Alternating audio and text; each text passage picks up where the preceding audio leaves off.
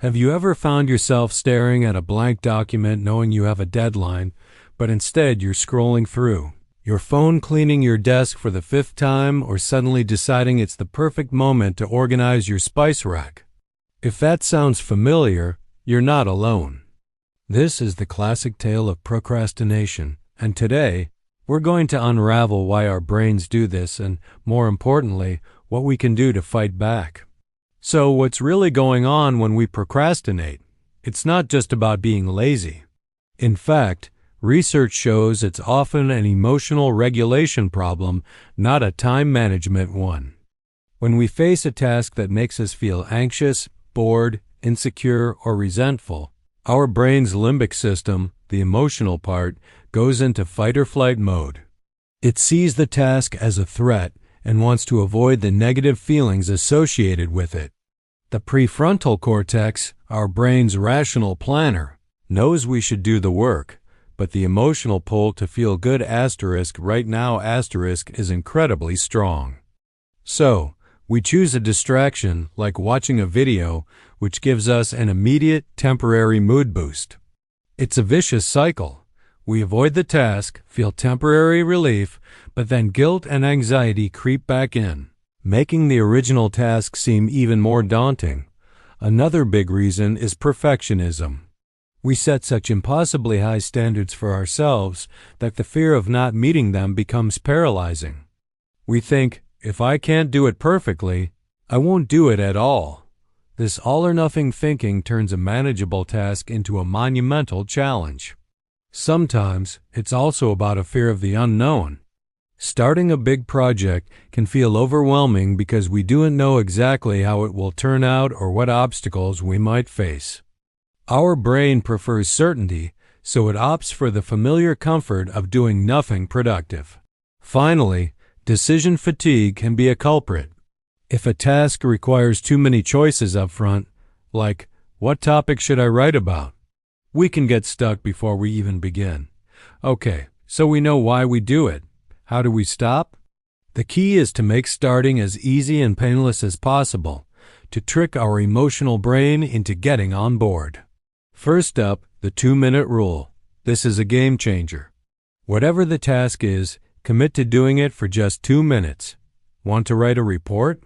Just open the document and write one sentence. Need to clean the house? Just wash one dish. The magic here is that starting is the hardest part. Once you've begun, inertia often takes over, and you'll find yourself working for much longer than 2 minutes. It lowers the barrier to entry so much that your brain can't really argue with it. Next, let's talk about breaking it down. A huge project like write a thesis is terrifying, but a tiny task like find one academic paper on my topic is totally doable. This is called task decomposition. Take your big, scary goal and chop it into a list of small, concrete, and manageable steps. This not only gives you a clear roadmap, but also provides a sense of accomplishment as you check each small item off your list. It transforms a vague source of anxiety into a series of simple actions. You're no longer climbing a mountain. You're just taking one small step at a time. Another powerful technique is to create a commitment device. This is where you make it harder for your future self to back out. Tell a friend about your goal and ask them to check in on you. Use an app that blocks distracting websites for a set period. Schedule focus time in your calendar and treat it like an unbreakable appointment. By creating external accountability, you raise the stakes of procrastinating. You're essentially making a pact with your future self, and it's surprisingly effective. Let's also address the environment. Your workspace can either help you or hurt you. If your phone is buzzing right next to your keyboard, you're setting yourself up for failure. This is about temptation bundling. Make your desired behavior easier and your undesired behavior harder. Put your phone in another room. Close all unnecessary tabs on your browser. Create a dedicated workspace that signals to your brain, when I'm here, I work. A clean, organized space reduces visual clutter and mental noise, allowing you to focus on the task at hand. And finally, Be kind to yourself. Remember, procrastination is an emotional issue. Beating yourself up for procrastinating only adds more negative feelings to the pile, making you want to avoid the task even more. It's a self-defeating strategy. Instead, practice self-compassion. Acknowledge that you felt anxious or overwhelmed and forgive yourself for putting it off. Studies show that people who practice self-compassion are actually less likely to procrastinate in the future because it breaks that shame spiral. So, recognize the feeling, accept it without judgment, and then gently guide yourself back to the task using one of the strategies we've discussed. Overcoming procrastination isn't about a sudden burst of willpower.